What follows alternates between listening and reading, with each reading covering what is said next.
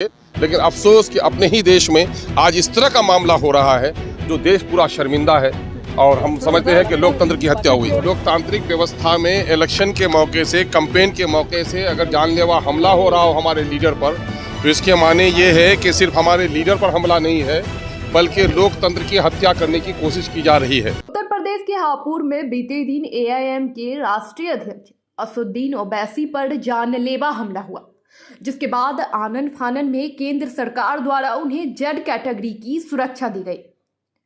इसी को लेकर बिहार में राज्यपाल महामहिम फागू चौहान से मिलने AIM के विधायक अख्तर उल इमाम पहुंचे। उन्होंने राज्यपाल को ज्ञापन सौंपा, जिसके बाद मीडिया कर्मियों से उन्होंने बातचीत करते हुए उन्होंने कहा कि जिस तरीके से बीते दिन उनके राष्ट्रीय अध्यक्ष पर जानलेवा हमला हुआ है वह दर्शाता है कि बेलगाम सुशासन की यह तस्वीर है। इतना ही नहीं, इन तमाम मुद्दों को लेकर महामहिम राज्यपाल को उन्होंने ज्ञापन भी सौंपे हैं। आइए सुनिए क्या कुछ कह रहे हैं अख्तर उल इमाम। देखिए, हम लोग गवर्नर साहब से मिलने के लिए गए थे। कल जो घटना घटी है यूपी में, हमारी पार्टी के नेशनल प्रेसिडेंट जनाब बैरिस्टर असदुद्दीन ओवैसी साहब पर जो कातिलाना हमला हुआ है, उसी ताल्लुक से हम लोग कहने के लिए गए थे कि लोकतंत्र का सबसे बड़ा पर्व है इलेक्शन, और इलेक्शन लोकतंत्र को स्थापित करने का सबसे बड़ा माध्यम भी है। और इस लोकतांत्रिक व्यवस्था में इलेक्शन के मौके से, कैंपेन के मौके से अगर जानलेवा हमला हो रहा हो हमारे लीडर पर, तो इसके माने ये है कि सिर्फ हमारे लीडर पर हमला नहीं है बल्कि लोकतंत्र की हत्या करने की कोशिश की जा रही है। और लोकतंत्र की हत्या करने वाले कौन लोग हैं, और यूपी की जो प्रशासन है वो सिक्योरिटी देने में सक्षम क्यों नहीं साबित हो पाई, जिन लोगों ने कातिलाना हमला किया है ये कौन लोग हैं, इनके पीछे कौन लोग हैं, सबकी तहकीक होनी चाहिए। और हम लोग पूरे देश में शांतिपूर्वक तौर पर हम सरकार से मुतालबा करते हैं, और देश के उन लोगों से भी जिन लोगों को गांधी की आत्मा को शांति पहुंचाने की नीयत है, और गांधी का जो रोज़ रोज़ कत्ल हो रहा है, तो अगर उसके नज़रियात को बचाना है तो लोगों को उठना होगा। और हम साफ तौर पर यह कहना चाहते हैं कि इस किस्म का जो भी हमला हुआ है, इस वक्त देश में वो लोग इसके ज़िम्मेदार हैं जो लोग जहरीले मने बम, बंदूक और बारूद से भी ज़्यादा ख़तरनाक नफ़रत की भाषा बोलकर जो इन गुमराह नौजवानों को प्रोत्साहित करते हैं, ऐसे सारे लोग मुजरिम हैं। इसलिए आला सतही जांच होनी चाहिए, ये कातिल कौन है और इन कातिलों के पीछे कौन लोग हैं, उसकी तहकीक होनी चाहिए। इसी संबंध में हम लोग महामहिम गवर्नर के पास गए थे और पूरा जिला इकाई हमारा इस मामले में किया गया। गौरसेवादी लोग हैं जी, गौरसेवादी लोग जाहिर है, मैं समझता हूँ कि गांधी की हत्या तो एक बार हुई है और देश में बार बार गांधी के नज़रियात की हत्या होती रही है।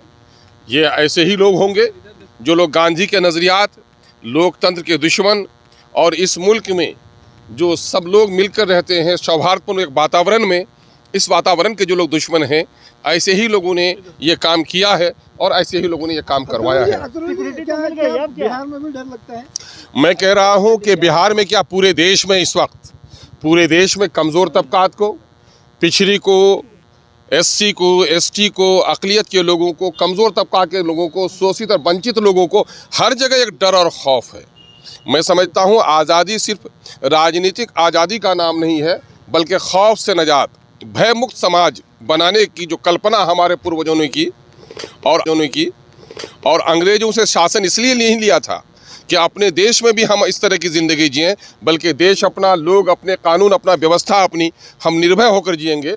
लेकिन अफसोस कि अपने ही देश में आज इस तरह का मामला हो रहा है जो देश पूरा शर्मिंदा है और हम समझते हैं कि लोकतंत्र की हत्या हुई। नहीं, देखिए, मसला सिक्योरिटी का मामला सिर्फ असदुद्दीन ओवैसी साहब का नहीं है।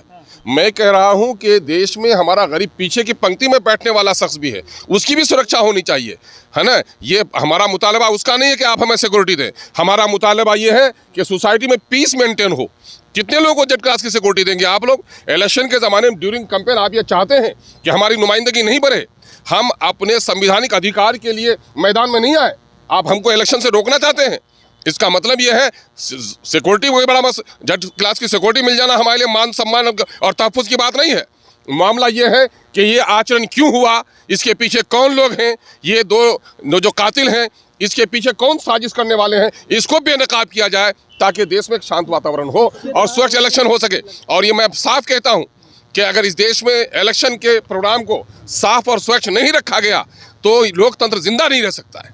गवर्नर की तरफ से क्या आश्वासन दिया गया? महामहिम को हम लोगों ने जाकर के सारी बातें कही हैं। जाहिर है कि वो केंद्र सरकार के दूत भी हैं यहाँ पर, तो अपनी बात को यहाँ से लेकर केंद्र तक पहुँचाएंगे और पूरे जिला इकाइयों में हमारी तरफ से जो इस वक्त मुजाहरा हो रहा है, मैं समझता हूँ बिहार गवर्नमेंट भी नोटिस देंगे और ऊपर तक हमारी खबरें जाएंगी। तो